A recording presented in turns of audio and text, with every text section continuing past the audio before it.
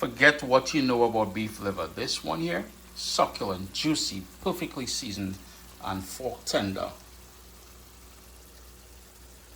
Beef liver. Liver in general, a lot of people are turned off by it, and I'm still not the biggest fan of beef liver.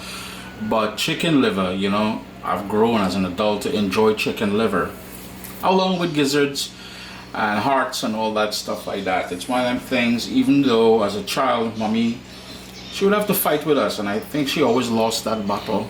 Because let's face it, most children will not go anywhere close to liver.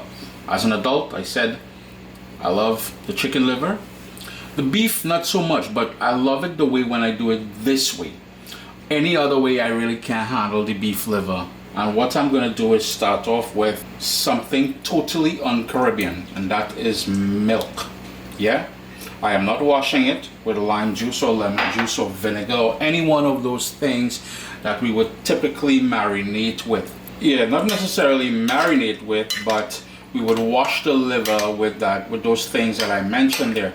And you're wondering, well, Chris, why the milk? And the reason is very simple. It sort of neutralizes the strong flavor, that metallic flavor that, you know, beef liver in general is notorious for. It tenderizes the liver as well. It reduces the odor, you know, sometimes. And you know, when we eat, it's all about the senses as well. So the metallic taste, the texture, the smell, and you know, the other thing it helps to do, because liver can be overcooked very quickly, it helps to keep the moisture in there. So what we want to do now is I'm going to put some cling wrap over this into the fridge for 2 hours, let that soak. Then I'm going to drain it. It's up to you at that point if you want to rinse it or not. I will drain it, I will give it a quick rinse, and then we'll season and start. Fast forward 2 hours later, I rinsed it, and what I forgot to mention earlier, and you will see it here, I don't know if I can show you, but there's a little piece of the sort of silver skin or the membrane that was that encased the top of the liver. In cleaning it, you want to remove that kind of in a crevice there, so I ain't too stressed about that. But for the most part, I removed all of that sort of silver skin membrane sort of stuff that's on the top. It's been rinsed after soaking in that milk there. So now we need to season it, and I'm gonna start with some black pepper, and you can be as creative as you want with the seasoning. It's totally up to you at this point, yeah? But I like using some fresh ground black pepper. Of course, you'll need some salt, Caribbean green seasoning, and the full list of ingredients with the printable recipe will be available at CaribbeanPot.com, as well as what I have here is some Caribbean style browning.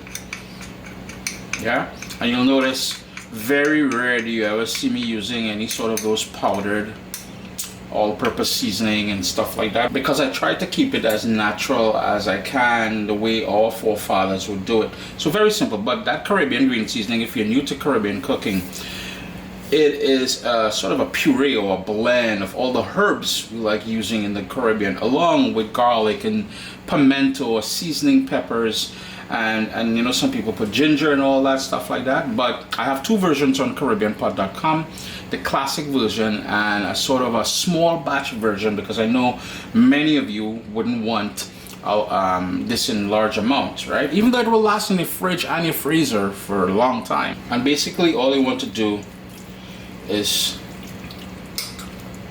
to mix this all together like so, and within 5 minutes, nothing more than 5 minutes, right, we'll get to cooking. I've got my saucepan here on a medium flame, 2 tablespoons of olive oil, and now all we want to do is to start adding the seasoned liver. Well, I guess I can just scoop it down like so, yeah? Give that a quick stir like that. And I want to maintain a sort of a medium-high flame, and make sure you're stirring it to get all, because you know what I forgot to mention also earlier, it's about 1.5 inches, maybe closer to 1.5 inches cube. If however you want to slice the liver, it's totally up to you. Yeah. In the meanwhile, I have here 3/4 cups of water in the same bowl where we marinated the liver. Just gonna hit that a quick stir again. Just trying to make sure all sides gets that sort of sear. See, most of that liquid is starting to dry up. All my sides got a little sear on it. You know, with liver, it's one of them things. Either you cook it really quickly or you sort of braise it for a bit. I'm going to go the braise option because I want this to be tender. Yeah, without being red or pink or any other color on the inside, because that's one of the big no-nos in Caribbean food. Anything pink, and yeah, we're not touching it. But we need to enhance the flavors, build body, and all those different things. So here's where more stuff is going into the mix. Diced tomato, garlic, scallion. For that bit of heat, I want some Scotch bonnet pepper, and that's not a fully mature Scotch bonnet pepper. It's a green Scotch bonnet, which means I'm gonna get lovely flavor from it without the extreme heat. If you want to leave that out, you can. If you don't have it, you want to use a habanero, jalapeno, whatever sort of pepper you have on hand, you feel free to do so. I'm gonna say if you're living life on the edge and you're dealing with the scorpion, the Trinidad Moruga scorpion, yo, rock that. I man can handle it. Of course, when most people think onion, when most people think liver, they think onion, so in goes that onion. I also want a bit of tomato ketchup as well, so in goes that tomato ketchup. I want to scrape that down here because I'm not trying to waste nothing out here in this dry guava season, and that's going to bring a bit of acidity and sweetness, the combination of both. And I also want some oyster sauce. Time to hit that a stir. Just to incorporate all of those different things.